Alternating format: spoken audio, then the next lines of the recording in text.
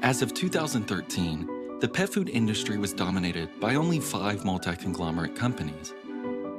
Yet when a consumer walks into a store, it's easy to assume that there is a vast array of choices for their dog or cat, and the ability to choose that one perfect food. But just how different are these choices? And what's really going on inside of those bags? Is what's inside really as healthy as the shiny outside labeling would have you believe?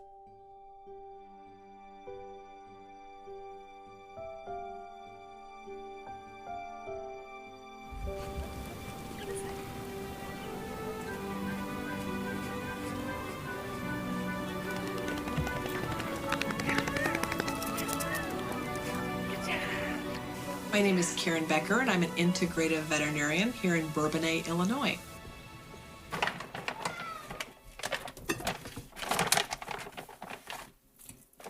This is a commercially available raw food diet. This is lamb. I'm also going to give the boys an egg. Great source of protein. Is it feeding time, Bernard? And that's dinner.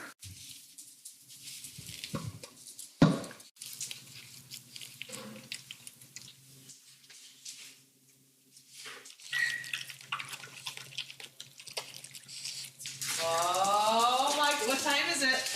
What time is it? It's very exciting. Okay, Ada, what time is it?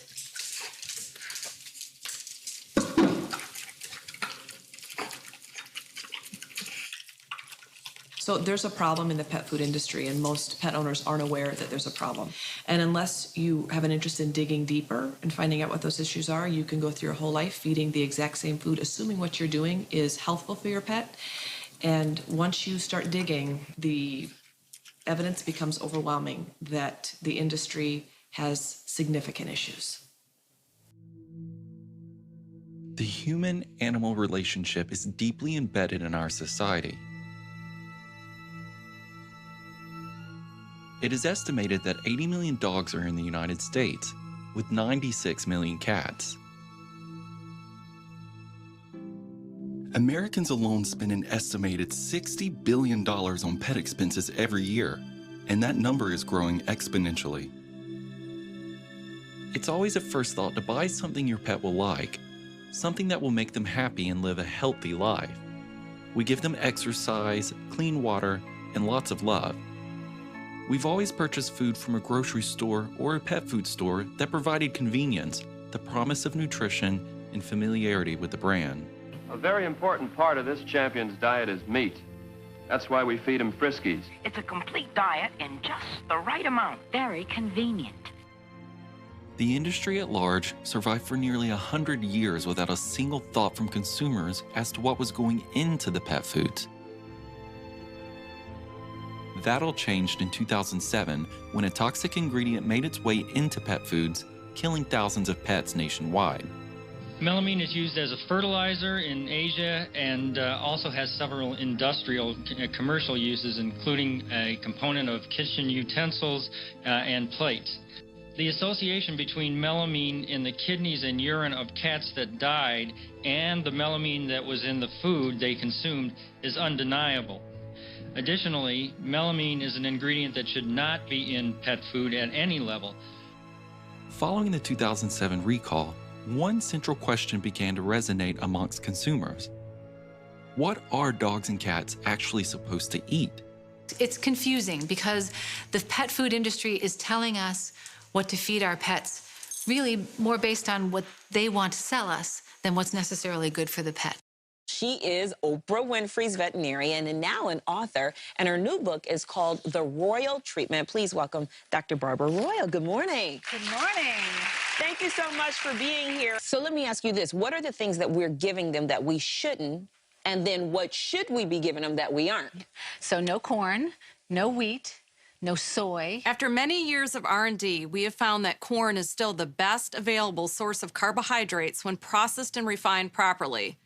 Those are the things that cause overweight, diabetes, arthritis, chronic skin infections, allergies, things like that. That's the precursor for a lot of that. If you're feeding poor nutrition and they're eating a lot of those things that mess with the body, they just don't stay healthy. But let me ask you this, doctor. Are those the things that you find in dog food, or you're talking to people who are giving table food to them? No, it's in dog food.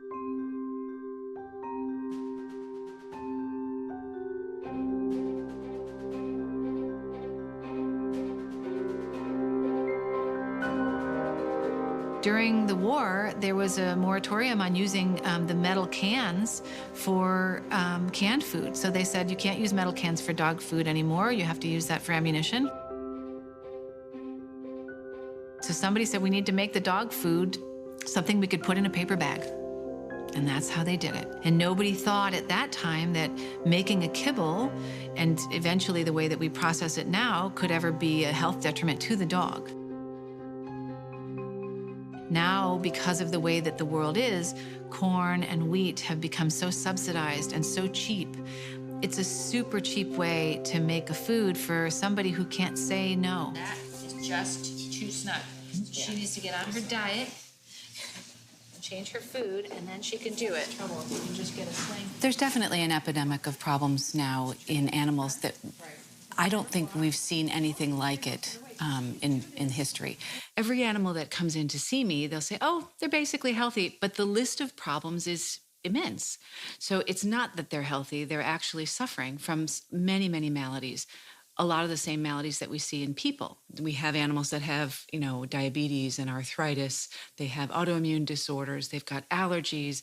And part of the reason for that is because we are actually creating these problems. It's a huge epidemic of problems. All of them, I believe, can be linked to a very simple problem of diet. I would say I rarely get home before 8. There are days when I stop appointments at 3, just so I might make it home by 6. I would like to not work this late. I would like to not work this hard. I don't see any way around it right now. I know my family would like me home more. My daughter said to me, Mommy, when you're done writing this book and doing this conference, could you not do another one? I know, I'm interesting, huh? I know, I smell like all those animals. They do not hurt each other ever. They've been doing this for 12 years. Do you look 12 years old? No, you don't look 12 years old. Do you know why you don't look 12 years old? Because your parents feed you excellent food. There's two. Look next. Yes, it's your dinner time? It's supper time? And then eventually, I figure out my own dinner. Let's see if he wants a little. He likes to come out with this on it. You put this down and they're just like arrows just right on it. Absolutely the best thing they can imagine. And they're so excited about eating. And it's gone.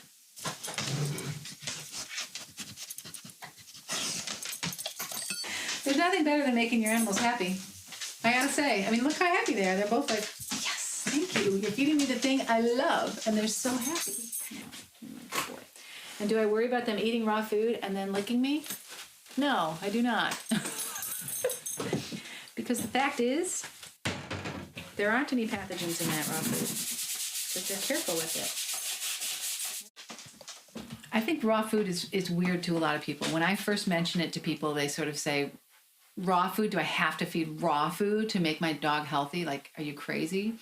I'm like, well, no, you don't have to. It'll make a difference. It'll make a huge difference. When we had so much crazy processed food, and then all of a sudden Whole Foods came around and said, we're going to offer fresh food. It's going to cost a little more, but you're going to like it. And everyone said, no one's ever going to do that. No one's ever going to spend so much more money on food than, and it's like, guess what? Yes, they will. Yes, we will. Because we know, we can feel it. I can feel it. And now I think we've come to the point of saying, okay, we know. We know they do care. It does make a difference. And the species-appropriate diet is getting back to what it was before we started, leaving the canned foods and stuff.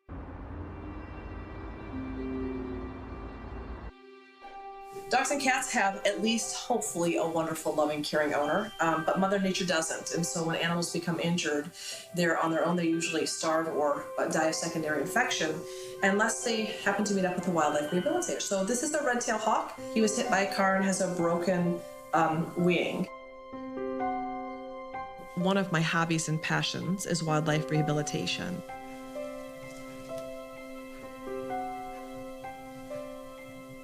This is Cordelia's pouch. Cordelia, are you a sleepy girl?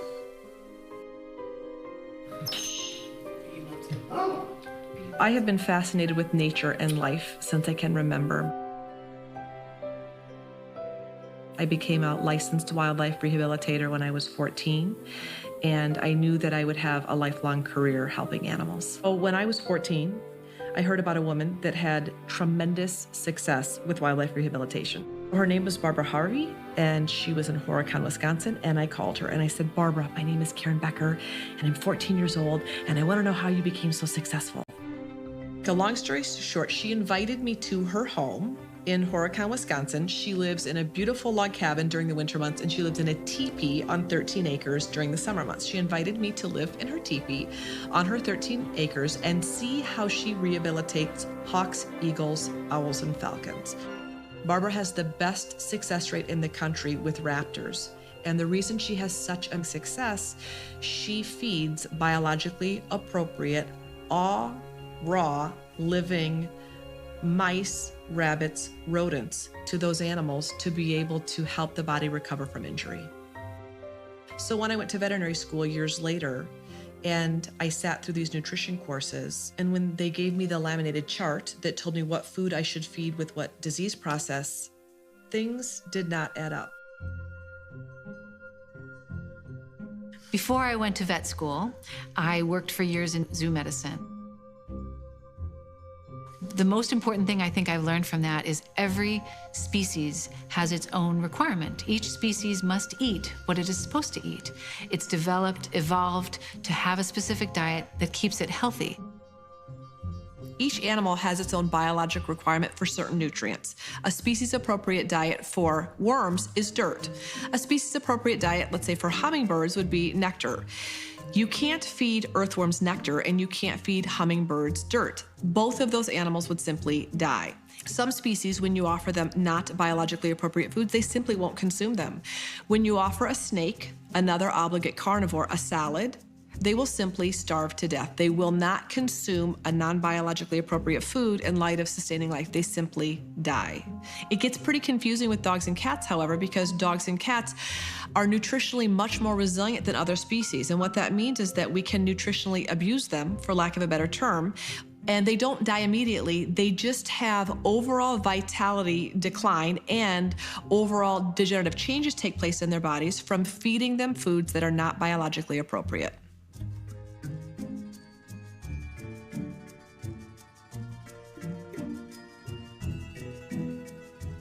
Cats, being obligate carnivores, have to consume meat to be able to thrive. They do not have a biologic requirement for any type of carbohydrate.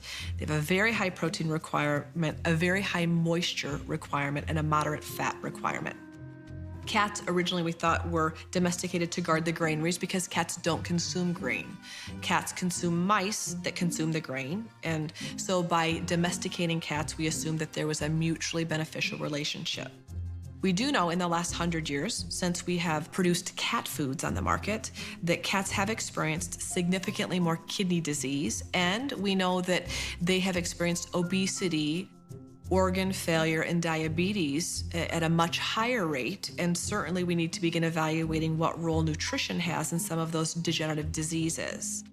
Kidney disease is the #1 killer of cats, and we know that asking cats to process an entirely dehydrated food, such as kibble, can be very detrimental to kidney health. Dogs evolved from the gray wolf, and we know that dogs came phylogenetically out of the order Carnivora, which means they're carnivores. In 1993, the International Society of Zoologic Nomenclature redefined Canis lupus familiaris as just Canis lupus. These are the people that define what category, what taxonomy animals fit into and why. This society concluded that dogs were genetically identical to wolves. They shared 99.9% of the DNA. We know that genotypically, the genotype, the DNA is identical. What has changed over the last 200 to 400 years is the phenotype. Phenotype is the jacket, which is what pets look like. We have bald dogs, dogs with white fluffy hair, blue eyes, dogs with crazy tufts of hair on their body and no hair anywhere else, speckled dogs, short-legged dogs, double-coated dogs. We've created these fantastic varieties of breeds because we like diversity in what we see. Despite the fact that we have bred dogs to have certain characteristics, we have not bred out of them their Canis lupus DNA. So yes, just as you can have brown hair, blonde hair, or you can have blue eyes, green eyes, brown eyes, your nutritional requirements as a human being remain the same, despite the fact that you look vastly different depending on what your DNA dictates. One of the biggest problems with the pet food industry is there has been very poor research done into what actually is appropriate and isn't appropriate. There isn't anybody that's really minding the store and saying, here, we really know that this is needed for pet food. The major companies criticize raw diets, warning consumers against the hazards of feeding raw meat to pets, claiming it can make your animals sick. However, those companies who repeatedly criticize feeding raw diet have yet to produce a single study to provide any substantial evidence to support their claims. The problem with the types of research studies that you are describing, they would go at least 7 to 8 to 10 years in length before you would get a definitive answer. Within our legal requirements and frameworks, it's not FDA's responsibility to do such studies. The research has not been done on raw foods, not because there isn't an interest, but because the $1 million it takes to fund that particular research simply isn't there. Now, integrative veterinarians are working on that, but traditional veterinarians will say, until we see the research, we're not interested in recommending this particular food for dog and cat owners. We just don't believe it's safe and healthy. The frustration is that we don't have clinically proven research demonstrating that dry and canned foods are wildly helpful for pets as well. The larger corporations are not very interested in proving or disproving the value of their food because they're already making $1 billion on it, and there's no reason to do that research. Since major pet food companies are involved with and have influence over vet students, lack of education surrounding raw diets exists heavily among traditional vets. When clients come to veterinarians who have not been educated about raw foods at all and say, I'm considering feeding my pets raw meat, of course the logical conclusion is, why? There's a lot of bacteria in the raw diets, and it's kind of a ticking time clock. Or you could harm them, or why would you do that, or it's risky.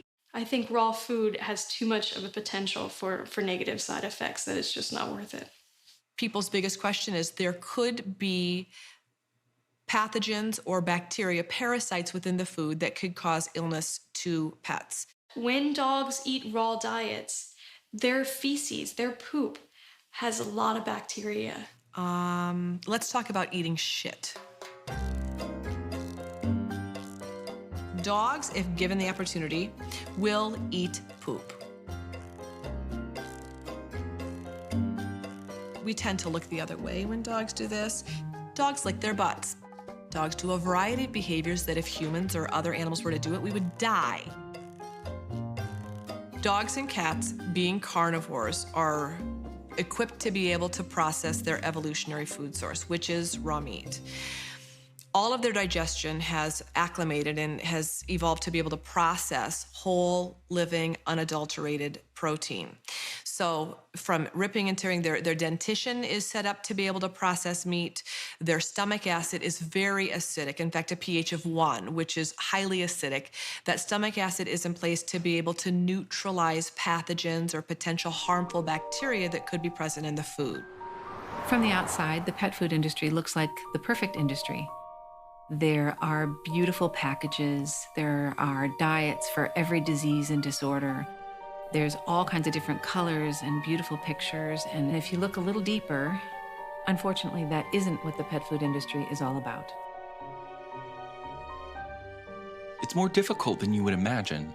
At first you think, I'll just stop by the store, waltz right in, and buy my pet some food. You walk in. You browse. The lighting persuades you. The music speeds you up. The pretty pictures slow you down. In this moment, you officially surrender to the overwhelming realization that you have no idea what the real difference is between all these bags. And if you're being totally honest with yourself, you've probably never even read the ingredients of a pet food label in your life. So it becomes very difficult to go into any store and discern a great product from a terrible product. It becomes confusing for a lot of people. The labeling is beautiful, the packaging is great, there's some keywords that look pretty good and sound pretty good, so it becomes nearly impossible if you don't have background experience or some training to be able to know what would be a good choice and what would be a bad choice. I've collected a few examples here, and we're going to go over some labels. My first example is a food that on the front says bistro meals. Thoughtfully prepared, bursting with flavor. Who doesn't want that in a pet food? First ingredient is corn. Second ingredient is soybean meal. Third ingredient is beef and bone meal. Fourth ingredient is ground wheat, followed by animal fat preserved with BHA. We can stop there. BHA is a toxic preservative that should not be found in any human or pet foods, despite the fact that it is.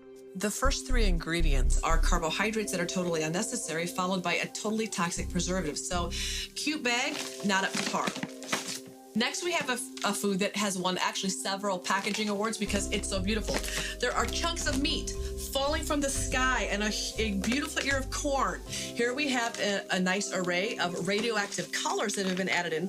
For you, the consumer, dogs and cats cannot see all these different colors. This is added in because you think, my gosh, it looks beautiful. My pet would love it. But the amazing buzzwords like playful life, what pet owner doesn't want their pet to have a playful life? This is just entirely marketing. First ingredient, ground yellow corn, totally biologically unnecessary. Second ingredient, chicken byproduct meal, totally rendered and inappropriate in terms of quality to be nourishing your dog with. Third ingredient, corn gluten meal, very allergenic, totally unnecessary. Fourth ingredient, whole wheat flour, and then animal fat. Although this food really looks to be beautiful and something you'd be interested in nourishing your pet with, my recommendation is to avoid it. Over here, they have a special little tagline, OptiHealth with prebiotic fiber. There's a lot of these patented words or trademarked words that companies will use to help kind of discern their product having something special included as a means of you coming back and buying it because other brands that you're comparing it to doesn't have the OptiHealth included. So good marketing on that behalf.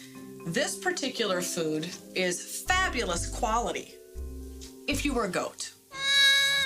When you add up organic brown rice, organic oats, organic millet, organic barley, organic grain sorghum, organic peas, organic potatoes, that portion of the ingredients in this particular food doesn't outweigh the organic chicken or the chicken meal. Healthy, really, what are you supposed to say? Unhealthy? The worst possible food, in my opinion, you could ever feed your dog because number one ingredient, beef byproduct, soy grits, high fructose corn syrup. What is byproduct? Byproduct is what's left over after an animal has been slaughtered and all the edible parts have been removed. The criticism lies in the mystery of the meats being used. What is quality? Quality is a term used when discussing how good or bad the raw material that goes into the food actually is. Whether this protein comes from diseased animals, euthanized animals, roadkill, human food waste, or processing, the industry doesn't have to disclose the source of the ingredients. that doesn't prevent them from easily proclaiming that every ounce of their pet food is of the highest quality. The issue is on the back of the dog and cat food bag, it doesn't say rendered terrible quality protein. It doesn't say that. We also can't list legally grade A USDA inspected meat. So this leaves this giant gap for the consumer to have to fill in that void, and it's wildly confusing. The controversy with kibble exists because dry food is void of moisture. When your animal eats dry food, they're put in a permanent state of dehydration. The quality and sourcing of where the ingredients came from is kept secret. And even if the ingredients were perfect, the manufacturing process to make a meat product shelf stable for extended periods is performed at extremely high temperatures. This creates two potent carcinogens, heterocyclic and acrylamides. However, most companies do not disclose to the consumer what temperature their foods are cooked at, and they act as if the trace amounts of carcinogens pose no threat. It was around 1948 when veterinarian Mark Morris decided to create the first prescription pet food, still recognizable today. At the time, Mark Morris was critical of pet foods for lacking quality ingredients, and he wanted to make a superior product backed by scientific research. He teamed up with canning manufacturer Burton Hill to fulfill his vision. The result became what we know today as Science Diet, sold in veterinarian offices all across the country. But in 2013, the Wall Street Journal reported Hill's was starting to see its profits decline because consumers no longer identified with their ingredients. Science Diet has since refocused on rebranding their image as more natural, creating new product lines and shying away from controversial and rendered ingredients. The National Renders Association argues that they're providing a necessary role when it comes to the recycling of animal carcasses. If there wasn't anywhere to put the animal waste from the human food industry, where would it go? In the earth? In the air?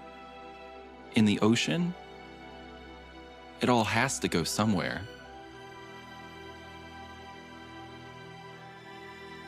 We have a huge quality control problem, meaning the quality of ingredients coming into the industry, anything from potentially fabulous USDA inspected human grade, all the way down to entirely rendered, which is every piece and part you could ever imagine and actually probably don't even want to think about. The final result is used to manufacture hundreds of products, everything from soap to candles to pet food to cosmetics. Pet food manufacturers get their raw ingredients from a variety of sources. Ingredients can be leftovers from the human food processing plants, leftovers from slaughterhouses or ranchers and farmers that have had animals die. Those industry leftovers and dead animals are collected by rendering facilities. Pet food companies blend these recycled ingredients together with synthetic vitamins and minerals to create a profitable, quote, complete and balanced diet that is then marketed to pet lovers. I'll tell you a story you'll never forget. A story about you and your cigarette.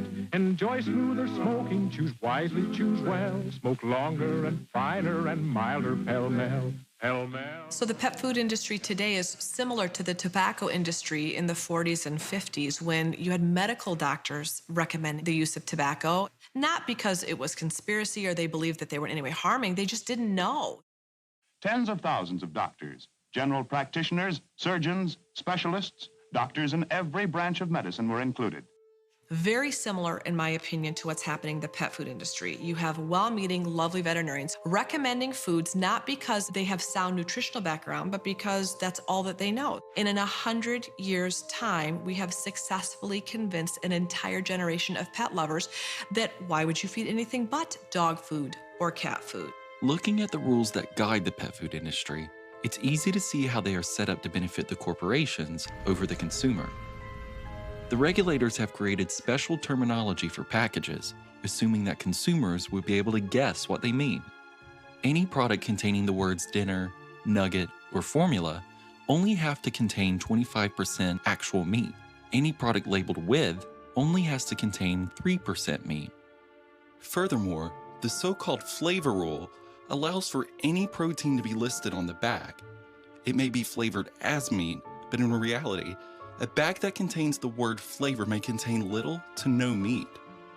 By using the keyword flavor on the package, the pet food could, but does not have to contain any meat at all, but it's acceptable for the package to contain an image of a fresh steak. Ingredient panels do display protein percentages, but protein percentages do not represent actual meat content in the product, as protein can come from a multitude of sources. This raises the question if the average consumer knows that the terminology used on packages reveal the exact amounts of meats used in foods.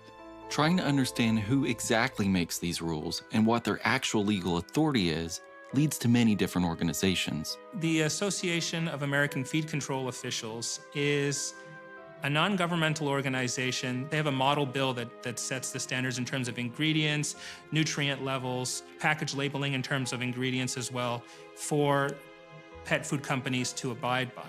Each year, members of AFCO come together to update their official publication, which defines each ingredient that's allowed to go into pet food. Members of the major pet food companies attend the meetings as well, allowing their voice to be heard when it comes to what goes into pet foods. So, who is AFCO? I think if you look at our websites, we have some very clear statements about the fact that AFCO is not a regulatory organization in itself. That's one thing important. The second is that AFCO doesn't approve products. What we do is we deal with the ingredients and the scientific validation, if you will, of the ingredients that go into the food. And then the actual claim that a manufacturer makes that it's AFCO approved is probably not representing what AFCO itself would say.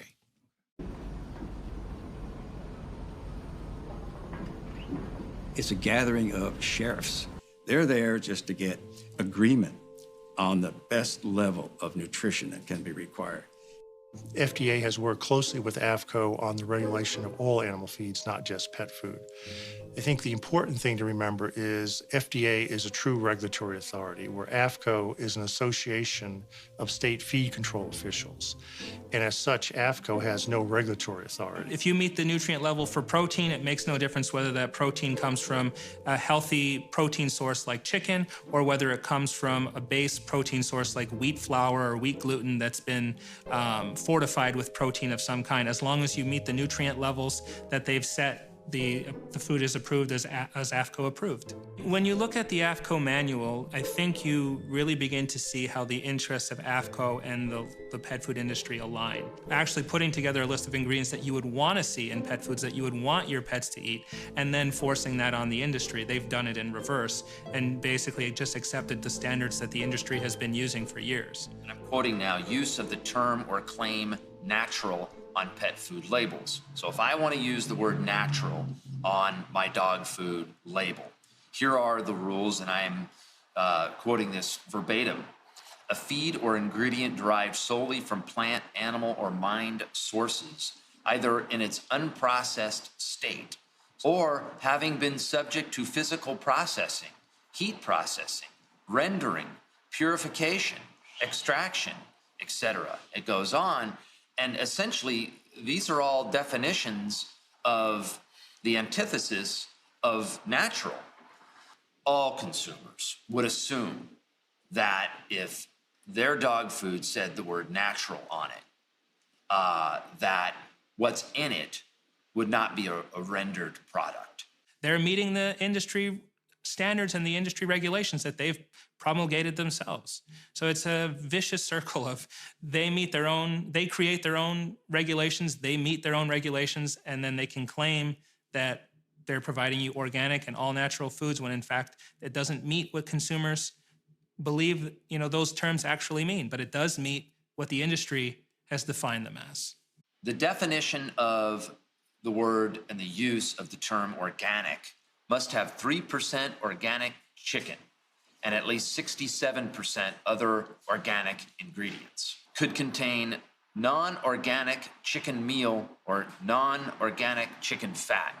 This is not an independent organization that is regulated by the FDA or USDA. This is not the government overseeing safe and adequate food sources for dogs and cats. This is a self-regulated industry setting their own requirements and then letting dog and cat food manufacturers know that if they're interested in having the food be labeled as nutritionally adequate, they need to adhere to their standards that they have put in place themselves.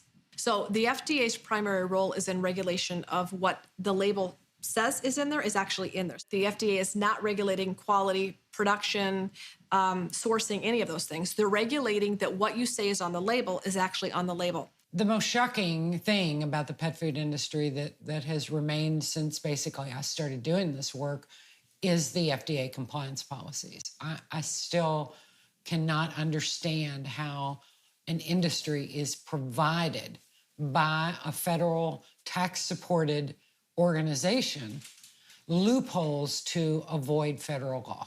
If you go to the FDA website and just type in compliance policies, and then scroll down the page to animal feed.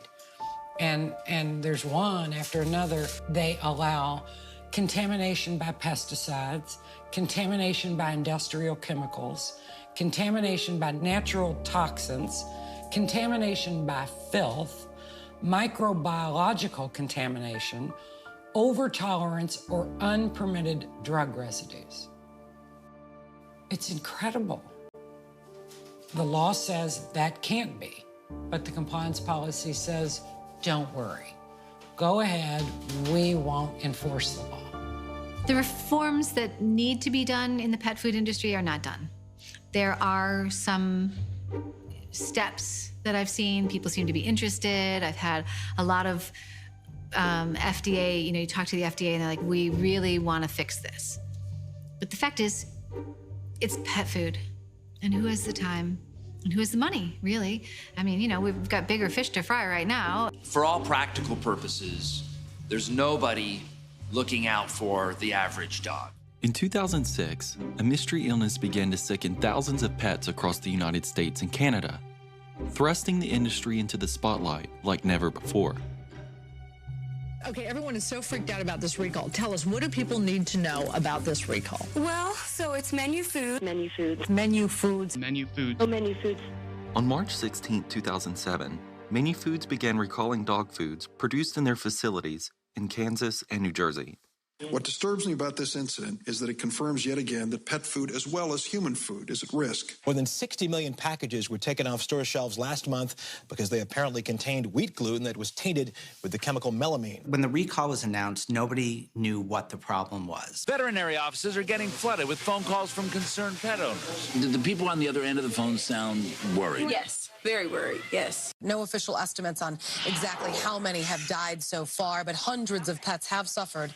My strong belief is that they were intentionally delaying. The recall happened because they thought they were purchasing a certain protein product called wheat gluten that has actually a pretty high protein count, when in fact they were buying wheat flour that had been laced with cyanuric acid and melamine in order to pass it off as wheat gluten. The way they test protein sources is to do this, to check the level of hydrogen in it, and both cyanuric acid and melamine have high levels of hydrogen, so they just would inject the wheat flour with these poisons and then pass it off as wheat gluten. And the reason they were doing that is that wheat gluten costs a lot more per protein count per ton than wheat flour. When the wheat gluten got into menu food system, it infiltrated all this other pet food. That's when hundreds of pets got sick or died from eating the food made by Menu Foods. That company makes dog and cat food under 90 brand names. In 2007, pet owners didn't have any idea that one manufacturer, Menu Foods, made hundreds of different varieties of food. That was a betrayal of trust to so many pet owners. And this is leading people to wonder at this point, what can we safely feed our pets? Do we need more, I hate to say this, regulation of pet food, more inspection or some way to get to the bottom of this? Purina tonight is recalling a batch of its Purina One dog food. A warning tonight to check the food you are feeding your pet. Many vets are reporting that they are seeing pets getting sick from recalled dog food, food that should have been taken off store shelves months ago. I remember it vividly. I was sitting in my little office. I got a call out of the blue from a woman named Dawn Majerzik, who told me that she wanted to bring a lawsuit against the entire pet food industry. They knew they had contaminated food. They knew it was poison. They knew it killed animals, and they continued to sell it and put it on the market. I mean, you just don't do that. But it's a money market. They were making money, and I wanted it stopped. CBS News has learned the tainted wheat gluten used in pet food was human grade, meaning nothing but luck kept it from being used in the food people eat too. The most shocking aspect discovered in 2 subcommittee hearings was that the ingredient used in the pet foods that was responsible for killing the animals was actually legal to use in human foods. On top of that, the FDA admitted that there was no penalty given to a company if they failed to notify the FDA in a reasonable amount of time. In this case, Menu Foods faced criticism for failing to notify the FDA for over 3 weeks, even after they confirmed dogs and cats were dying and they knew the cause. But other than complain about the ethics, no one in a government position could fine Menu Foods for allowing the food to continue to be sold, even though they knew animals would die as a result. But Menu Foods would not testify. The lobby group that came in its place was left to explain why Menu supposedly knew tests were making animals sick on February 20th, but didn't tell the FDA until 3 weeks later. Wait a minute. Let's get the record straight. Menu waited more than 3 weeks after finding out that the dogs wouldn't eat their food and were getting sick. They waited 3 weeks. I don't have the facts on Menu, Senator. I think before you came to the hearing, you would have the facts. But on the industry side, they were still maintaining that they were highly regulated, though the evidence exposed by the recall appeared to confirm the fear that the industry wasn't regulated very much. Pet foods are indeed a highly regulated product. They are perhaps the most regulated product on the supermarket shelf. Mr. Nelson was very clear in his statement that AAFCO has no regulatory authority. We've been told by the FDA that there is no pre-market approval of this product sold to consumers. We know that there's no regular inspection of the facilities that make these products. What we are told is that 30% of these facilities will be inspected once or twice over a 3.5-year period. We know that there is no government authority to recall a contaminated product. We know that there was no mandatory state inspection standards established by the Food and Drug Administration across the United States.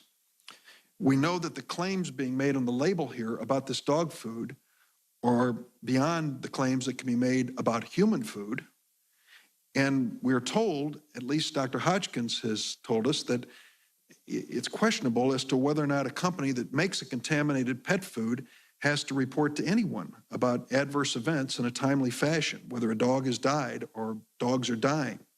When I go through that long list of things, it's hard to conclude this is a highly regulated product. But in terms of having another outbreak in terms of scale of 2007, I really think that our pets are the canaries in the coal mine, so to speak. The only way we'll know is when our pets start to get sick again. We're still having recalls. We're having chicken jerky that's killing thousands of pets. We can't identify the source of the contaminant that's still killing pets. That's scary. After the 2007 recall, another mysterious illness began to plague dogs all across the country. It was soon discovered that consumers who purchased various brands of chicken jerky treats to reward their dogs were actually poisoning their pets instead. Owners were devastated to find their dogs either sick or dead after consuming these so-called treats. We went to PetSmart, and my wife was looking at the treat aisle there, and she saw dehydrated jerky chicken treats. And she's like, well, why don't we try these? This is the only thing I see is just in chicken. So I agreed, and we brought it home and we fed it, and didn't take long before we saw big changes. And what stands out in my mind from buying them that day is that I looked at the bag and they appeared wholesome. They really had this almost organic, good for you feel about the packaging. And so we grabbed 3 packages. It was around Christmas time that we bought them, and we put them all in the stockings for the dogs. So I remember getting them because they looked so good for the dogs. We believe your dog deserves treats made with the same quality of ingredients and care that you want with your food. created by people who love dogs. No artificial colors, no artificial flavors or fillers. And the list ingredient is very short. The packaging just looks like looks like they've put a lot of thought into it, and it looks like they care about their animals. It looks like it's real food and nothing artificial. And there's just a kitchen home-style dog. So you just would lend you to think that it's healthy, or it's more natural. It's like a jerky that almost looks like human jerky.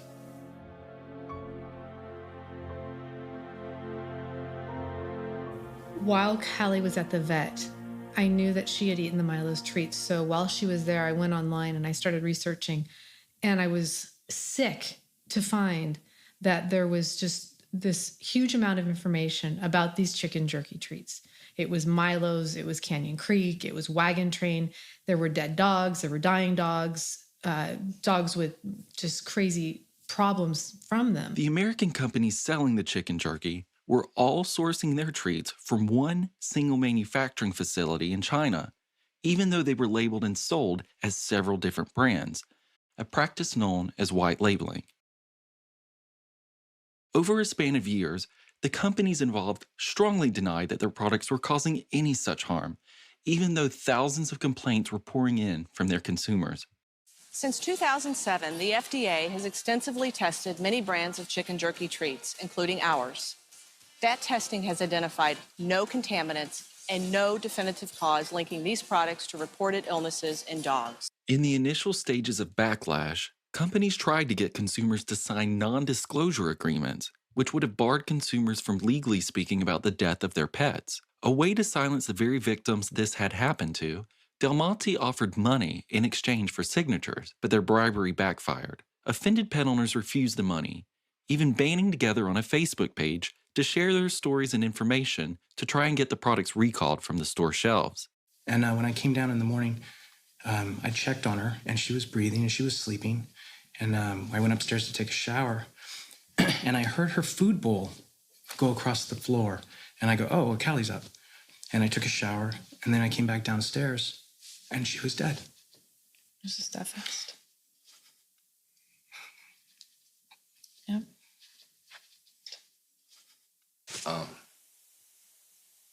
Went to move her.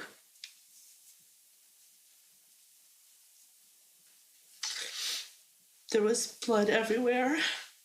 She had been bleeding out of her chest, and her mouth opened, and she was bleeding out of her mouth and her nose. It was the most horrible thing I've ever seen. Well, I lifted her up, and my hand was just covered.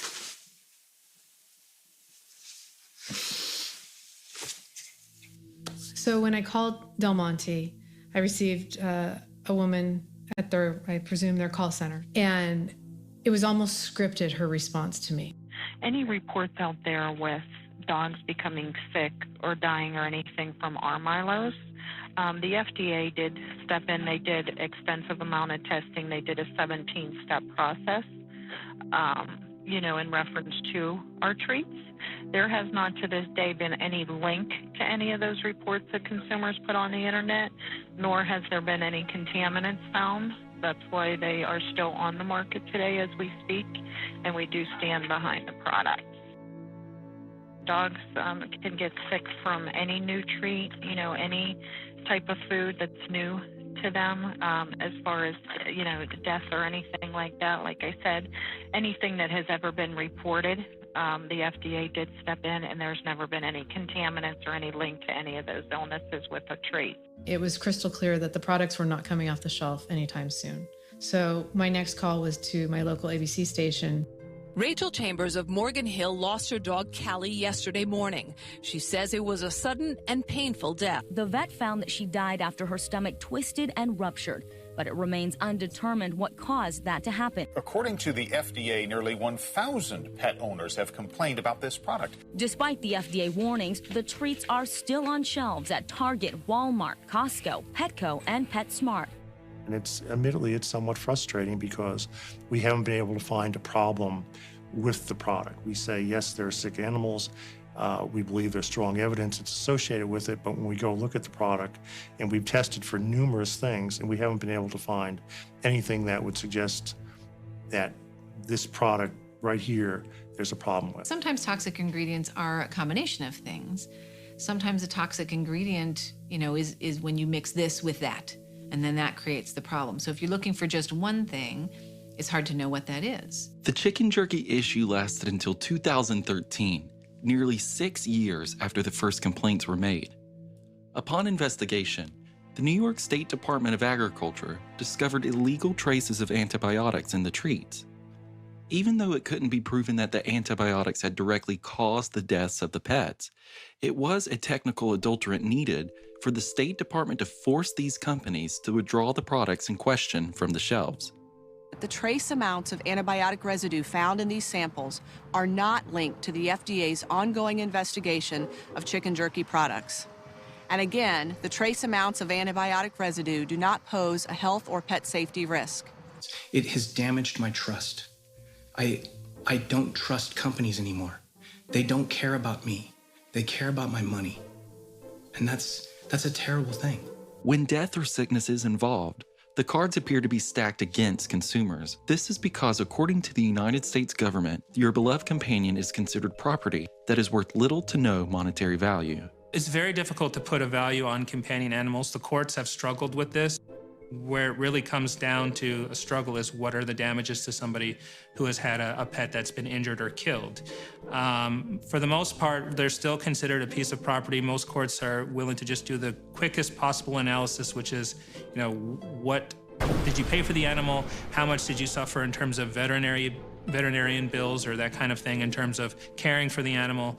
And that's what you're able to recover rather than the sort of emotional connection that you have with the animal or that kind of thing. In 2015, government agencies value human life between $6 and $9 million to provide some leverage to consumers in the unfortunate case that injury or death were to occur. In contrast, within the pet food world, no such evaluation exists. Even in the largest of class action lawsuits, the money awarded to victims whose pets have been directly harmed by pet food is insignificant when compared to the massive profits that companies make each year.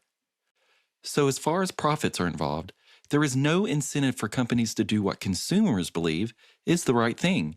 I'm Sebastian Gay. I'm the father of a theory of economic valuation of companion animals. Providing an economic valuation for companion animals creates a formula which can then be used to fairly evaluate the worth of a dog or cat. The main problem in the valuation of companion animals was the discrepancy that existed between the true value of a companion animal that veterinarians were giving you in case something happened to them, and the amount of money that people were spending on their companion animals.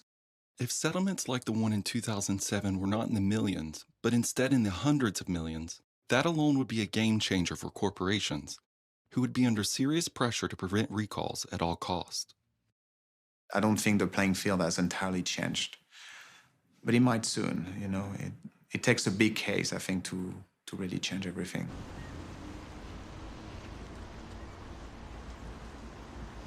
I'm Susan Thixton, and I run the website truthaboutpetfood.com. I started teaching people about pet food before the website began. About 20 years ago, my own dog, almost overnight, we noticed a tumor on her pelvic bone.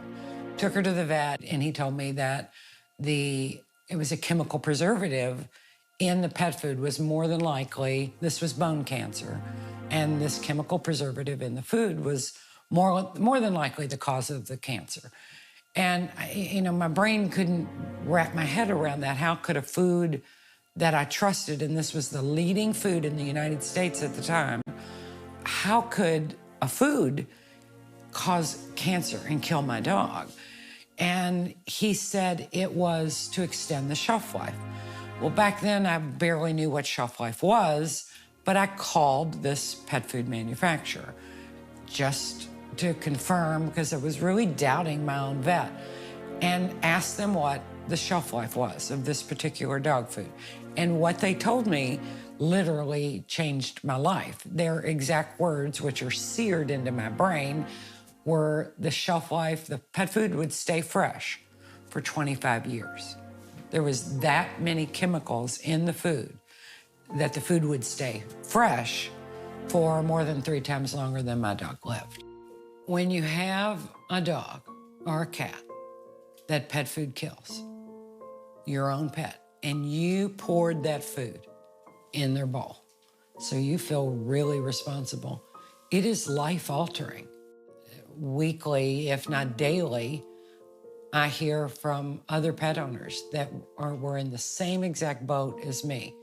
That's what keeps you going.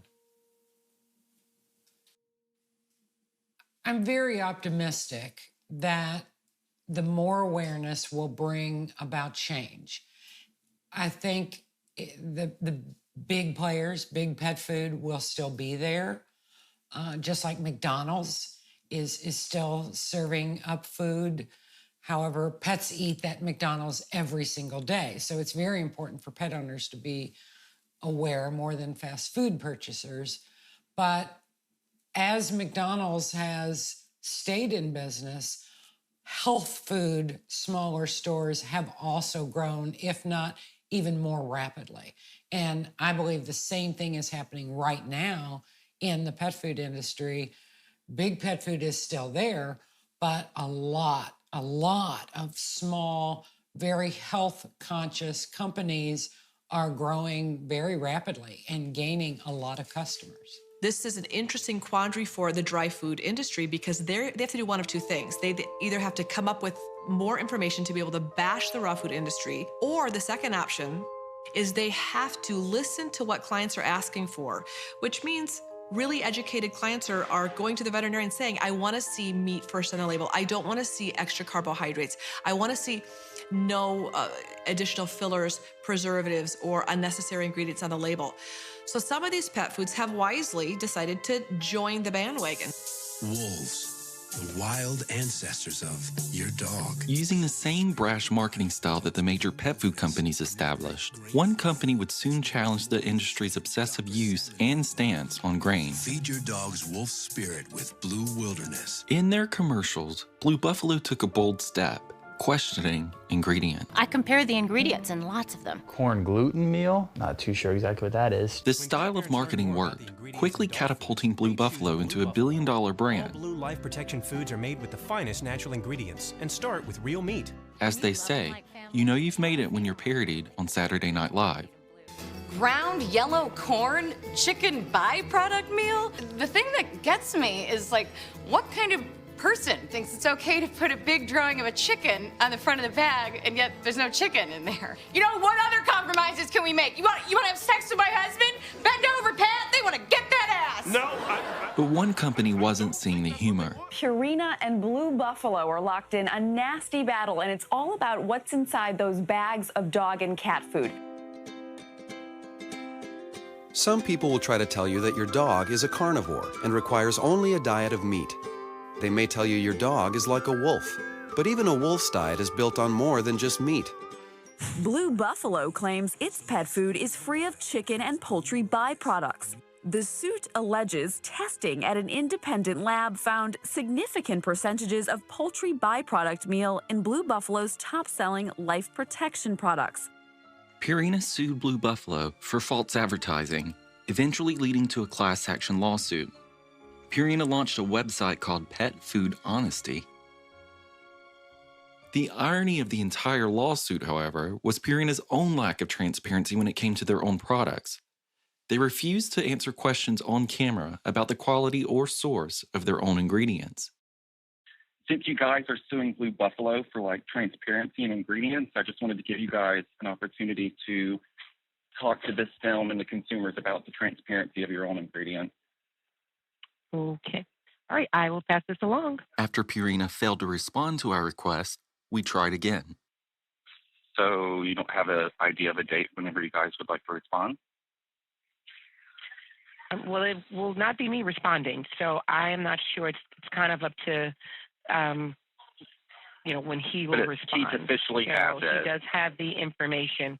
Purina would not defend their own alleged lack of true transparency. We reached out to Blue Buffalo as well, who also refused to go on camera. If this really was about transparency and honesty, why was no one talking? A one-on-one interview with the heads of these major pet food manufacturers would never happen because you can ask questions that are too difficult to answer honestly, openly, or appropriately that could put them in a compromised position. But the market for premium food is growing the fastest, with more pet parents seeking nutritious and natural food for their dogs. And with American pet owners expected to spend nearly $23 billion this year on food for these treasured members of the family, the stakes are high.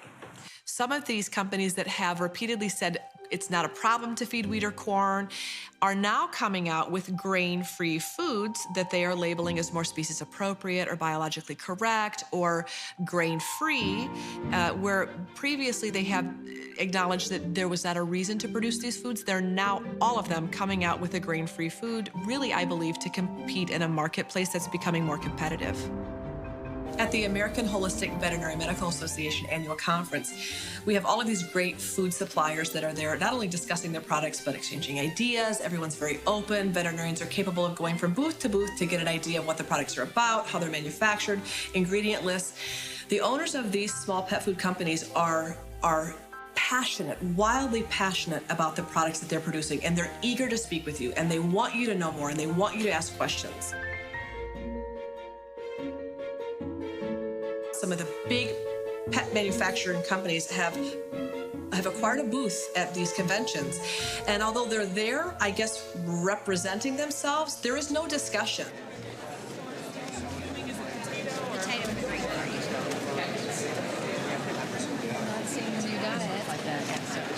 The fact that veterinarians come around and are looking at stuff, and this is how we get information, and it's sort of cool. Like, for example, I've never looked at this bag before, and I want to find out what's in it, because that's the kind of person I am. So your stuff usually is on the side, right. Pull this out of here. So you've got, this one has barley in it? This one has barley?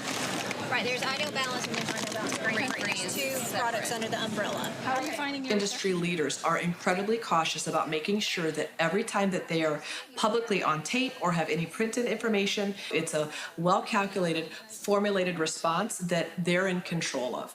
Do I think that the top pet food manufacturers in this country could be striving to produce a more species-appropriate, better quality pet food? Sure. Do I think that their motive is probably more economic and trying to maintain their market share than producing a fabulous quality pet food? I do. Most companies that attended the trade show were happy to speak with our cameras, proud to show off their products in transparency. But when we revisited the Science Diet booth with our questions about the species appropriateness of their products and the sourcing of their diets, we were refused interviews and instructed to contact their media department team. So we did. Hi, Cole. This is Lucy Rubio with Hills Pet Nutrition.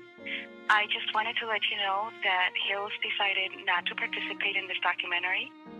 All other major pet food brands also flat out refused or ignored multiple requests to participate in this film.